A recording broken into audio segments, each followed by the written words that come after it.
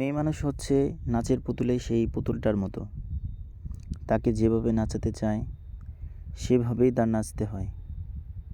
বাবা মারা যাওয়ার পর থেকে আমিও সেরকম নাচের পুতুলই হয়ে গেলাম। মা আমার কোনো কথাই বোঝে না।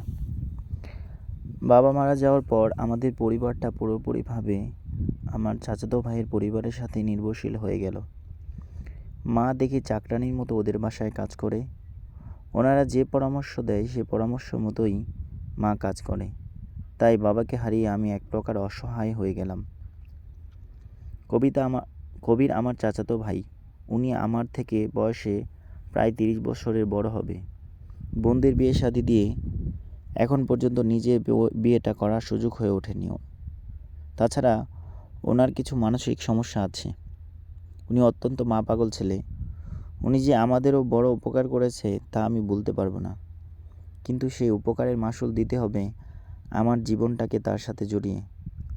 বাড়ির সবাই আমাকে বোঝাতে বলে যে কবির ভাইয়ের মতো ছেলে হয় না। আমার আরেক চাচাতো ভাই, চাচাতো বোন, চাচা চাচি সবাই মিলে আমাকে বোঝাচ্ছে যে আমি যাতে কবির ভাইকে বিয়ে করে ফেলি। কিন্তু যে মানুষটা আমার থেকে বয়সে 30 বছরের বড়, তার সাথে আমার ভালো মন্দ কীভাবে শেয়ার করব তা আমি বুঝতে পারছি না। উনি এক কথায় আমার অভিভাবকের মতো, কিন্তু সে অভিভাবক যখন আমার স্বামী হয়ে উঠবে তখন আমার স্বাধীনতা বলে কোনো কিছু থাকবে না। তা আমি আগে থেকেই বুঝতে পেরেছিলাম। আমার চাচি অত্যন্ত চালাক প্রকৃতির মহিলা। উনি মাছের তেল দিয়ে মাছ ভাজতে খুব ভালো করেই জানে। উনি এও জানে যে আমার সাথে কবির ভাইয়ের বিয়ে হলে আমাদের সব জমিজমা ওনার হয়ে যাবে। তাই উনি বিয়ের জন্য উঠে পড়ে লেগেছে।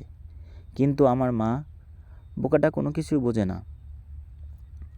আমার এসএসসি পরীক্ষার সময় মায়ের খুব জ্বর হয়েছিল, আর সেই সময় আমি মার কোনো সেবা করতে পারিনি।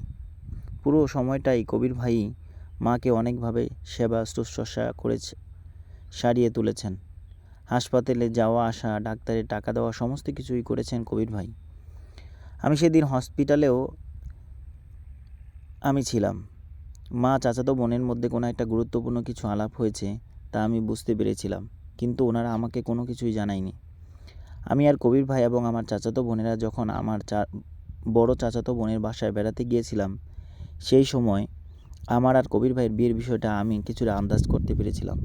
আমার চাচাতো বোন আমাকে বলল যে তুই যদি আমাদের ঘরের বউ হোস তাহলে তুই আমাদের ঘরটাকে খুব সুন্দরভাবে আগলে রাখতে পারবি। এই কথা শুনে আমার মাথায় এক প্রকার আকাশ ভেঙে পড়ার মতো অবস্থা। সবেমাত্র এসএসসি পরীক্ষা দিয়েছি, কলেজে ভর্তি হব। সেই সময় বিয়ের এমন আবদার আমি কোনোভাবেই মেনে নিতে পারছি না। তাই বোনের বাড়িতে যাওয়া, বাণিজ্য মেলায় ঘোরাঘুরি করা সমস্ত কিছুই আমার কাছে বিষাদময় মনে হয়েছিল। আজ যদি বাবা বেঁচে থাকতো, কোনোভাবে আমার জীবনটাকে এইভাবে জলাঞ্জলি দিতে পারতো না। বাবা, তুমি কোথায়? আমাকেও যদি তোমার সাথে নিয়ে যেতে, তাহলে আজ বেঁচে থেকেও নিজের জীবনটাকে জলাঞ্জলি দেওয়ার মুহূর্তটা নিয়ে চিন্তা করতে হতো না। আমার পরীক্ষা দেওয়ার সবগুলো সময় কবির ভাই আমাকে ভালো ভালো নাস্তা বানিয়ে খাইয়েছে। আমি সেই জন্য ওনার কাছে কৃতজ্ঞ। কিন্তু সেই কৃতজ্ঞতা আমার নিজের জীবনকে তার সাথে জড়িয়ে দিতে হবে তা কোনোদিন কল্পনাও করতে পারি নাই। কত না হাসির পাত্র ছিল কবির ভাই। আমার অন্য চাচাতো বোনেরা বলতো তার জন্য বিয়ে করার কোনো পাত্রী পাওয়া যাবে না। আরও বলেছিল তাকে যদি বিয়ে করতে হয় তাহলে কোনো বিবাহিত অথবা ডিভোর্সি মেয়েকে বিয়ে করতে হবে। আজ সেই চাচাতো বোনেরাই বলছে কবির ভাই নাকি অনেক ভালো ছেলে, ওনাকে বিয়ে করলে নাকি আমি অনেক সুখী হতে পারবো। কিন্তু আমার মা আর চাচাতো বোন আর আমার চাচি কেউই আমাকে বুঝতে চাইছে না। আমি পড়াশোনায় খুব ভালো একটা মেয়ে। ক্লাস 8-এ বৃত্তি পেয়েছি। এসএসসি তো আমার ভালো রেজাল্ট হবে আমি জানি, কিন্তু এই মুহূর্তে আমি যদি বিয়ে করি তাহলে আমার সমস্ত স্বপ্নটুকু মাটি হয়ে যাবে। তাই তো চাচাতো বোনের সেদিনের আবদার আমি কোনো কথা না বলে নীরব হয়ে বসেছিলাম। আমার চাচাতো বোনেরা আমাকে কাতুকুতু দিয়ে কিছুটা হাসাতে চেয়েছিল, কিন্তু সেই সময় আমার চোখ দিয়ে অঝরে অশ্রু ঝরে পড়েছে। তোরা যদি আজ বুঝতিস আমার চোখের জলগুলো কেন বাহির হচ্ছে, তাহলে কোনো দিন এই বড় ছেলের সাথে আমাকে বিয়ে দেওয়ার কথা চিন্তাও করতে পারতি না। আমার চাচাতো বোন রিয়া একটা ছেলেকে ভালোবাসে। ওই ছেলেটাও রিয়াকে অনেক বেশি ভালোবাসে, আর তাদের সেই যোগাযোগের কিছুটা মাধ্যম ছিলাম আমি। তাই তাদের ভালোবাসার কোনো খুনসুটিগুলো আমার কাছে খুব ভালো লেগেছিল। আমিও মনে মনে চিন্তা করেছিলাম কারো সাথে জীবনটাকে হয়তো এইভাবেই জড়িয়ে ফেলবো, কিন্তু সামনে আমার জীবনের সময়গুলো যে কিভাবে কাটবে তা আমি কিছুটা অনুধাবন করতে পেরেছিলাম। তাই আমি আস্তে আস্তে নিজেকে কিছুটা শক্তি সঞ্চয় করেছিলাম তাদেরকে কিভাবে না করে দেবো এই ভেবে। রাতে আমার চাচাতো বোন আমাকে একটা জুয়েলারি দোকানে নিয়ে গেল। বলল, হাসি, তোর কী কী পছন্দ আমাকে বলে দে, আমি ওনাদের দিয়ে ভালো করে গহনা বানিয়ে নেব। তোর আর কবির ভাইয়ের বিয়েতে আমরা অনেক মজা করব। আমার চাচাতো বোনের অনেক বড়লোক পরিবারে বিয়ে হয়েছে। ঢাকা মিরপুরে তাদের 4-5টা বাড়ি আছে। তাই কবির ভাইয়ের বিয়েতে সমস্ত খরচ আপাই বহন করবে। আমি কিছুই বললাম না সেখানে। আপা শুধু আমাকে একে একে কানের দুল, কোমরের বিছা, মাথার টিকলি সব একে একে সিলেক্ট করে ফেললেন। আপার পছন্দগুলো আমার পছন্দের মতোই হলো। আমিও মনে মনে চাইছিলাম এগুলো নিতে, কিন্তু কবির ভাই আর আমার বিয়েতে নয়। জীবনে যদি আমার সেই স্বপ্নের পুরুষটি আসতো, তখন তাকে হয়তো বলতাম যে আমাকে এই গহনাগুলো বানিয়ে দিতে। কিন্তু আমার সেই স্বপ্নের পুরুষটি কখন আসবে তা আমি জানি না। যে আমার বয়সের হবে, আমাকে অনেক ভালোবাসবে। আমরা যখন আমার চাচাতো বোনের বাড়িতে থেকে ফিরে এসেছিলাম, তখন দেখলাম বাড়িতেও বিয়ে বিয়ে আমেজ। আমাদের যে ঘরটায় আমরা থাকতাম সেই ঘরে দেয়ালটা প্লাস্টার করা ছিল না। বাড়িতে এসে দেখি সেই দেয়াল প্লাস্টার করছে রাজমিস্ত্রিরা। আমি মাকে বললাম, যেখানে তোমার আমার এসএসসি পরীক্ষার ভর্তি ফর্মে টাকা দিতে পারলে না, অন্যদের কাছ থেকে ভিক্ষা করে আমার পরীক্ষার ভর্তি ফর্মে টাকা দিতে হলো, আর তুমি আজকে কোত্থেকে টাকা পেলে যে ঘর প্লাস্টার করার দরকার পড়ে গেল তোমার?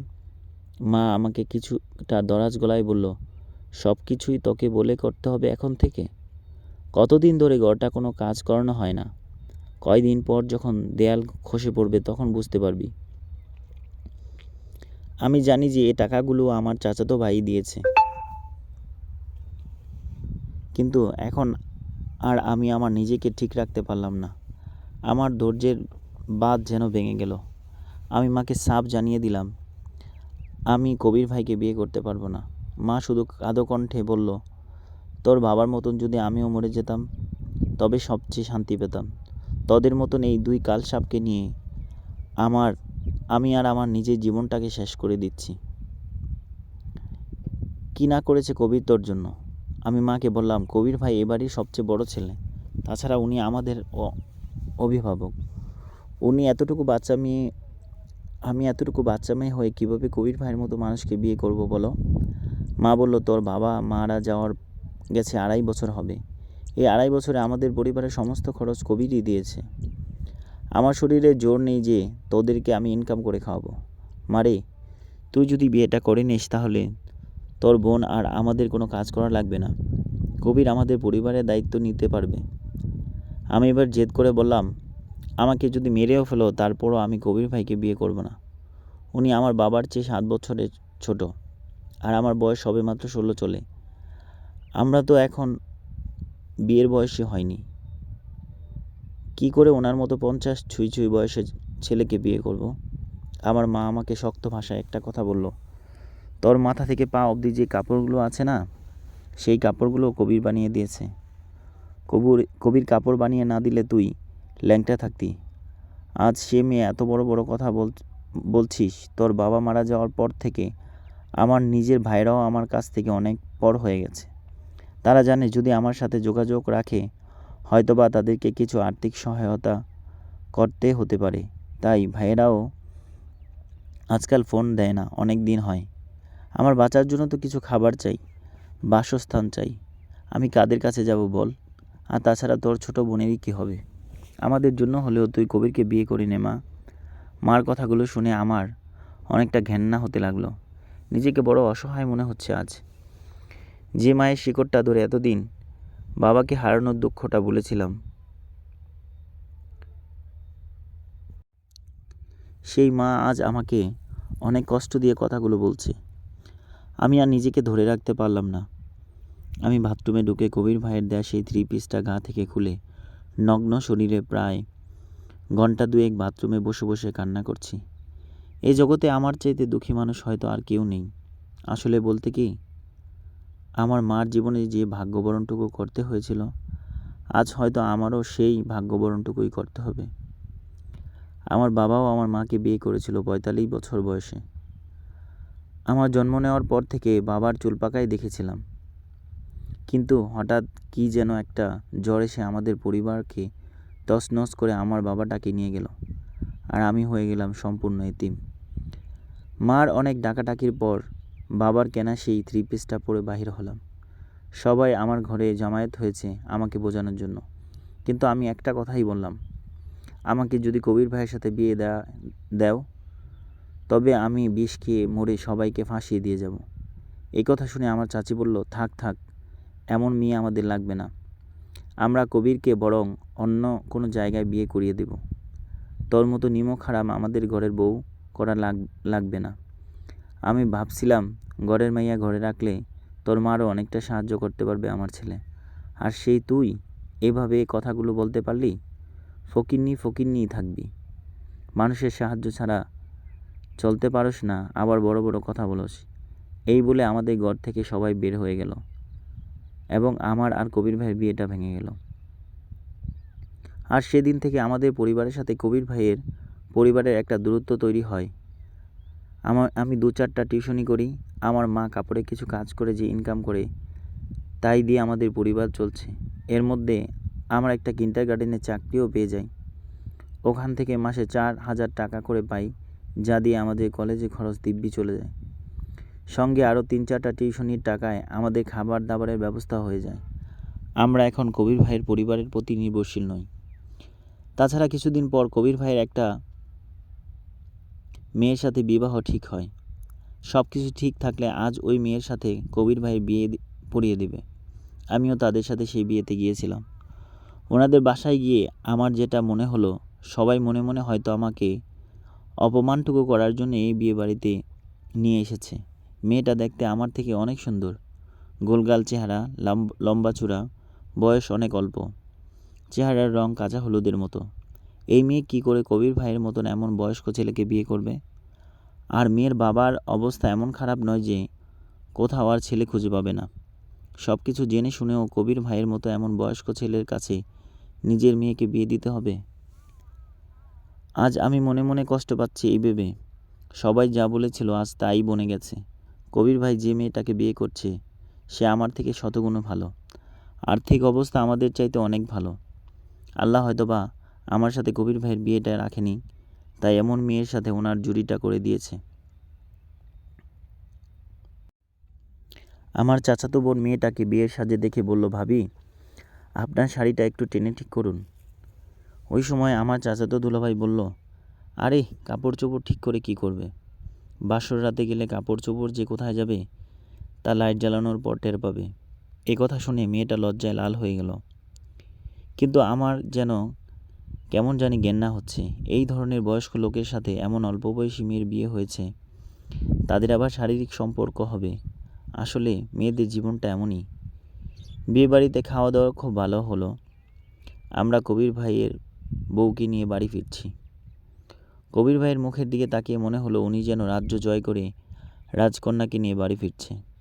আর ওনার এমনটা মনে হবেই বা না কেন, যেখানে আমার মতো এমন একটা অনাথ মেয়েকে বিয়ে করে মা আর বোনের দায়িত্ব নিতে চেয়েছিল, আজ সে কবির ভাই আমার চাইতে শতগুণে একটা ভালো মেয়েকে পরিবারের সকলের সম্মতিতে বিয়ে করে বাড়ি ফিরছে। দোয়া করি কবির ভাইয়ের দাম্পত্য জীবন সুখের হোক। আমি যখন কবির ভাই আর আমার বিয়ের অফারটা রিজেক্ট করেছিলাম, তখন মা বলেছিল, মা বাবার কথা না শুনলে জীবনে কোনো দিন শান্তি আসবে না। আমি কিছুটা ভয় পেয়েছিলাম, না জানি মার কথাটা আমার জীবনে ফলে যায়।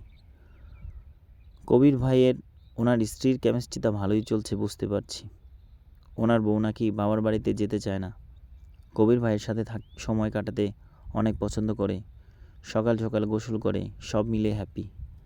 আজ কিছুদিন হয় আমি এক মালয়েশিয়া প্রবাসী আমাদের এক দুঃসম্পর্কের এক ছেলের সাথে আমার সম্পর্কে জড়িয়েছি। সে আমাকে ইমো মেসেঞ্জারে কল দিয়ে অনেক রোমান্টিক কথা বলে, যা আমার খুব ভালো লাগে। চলবে।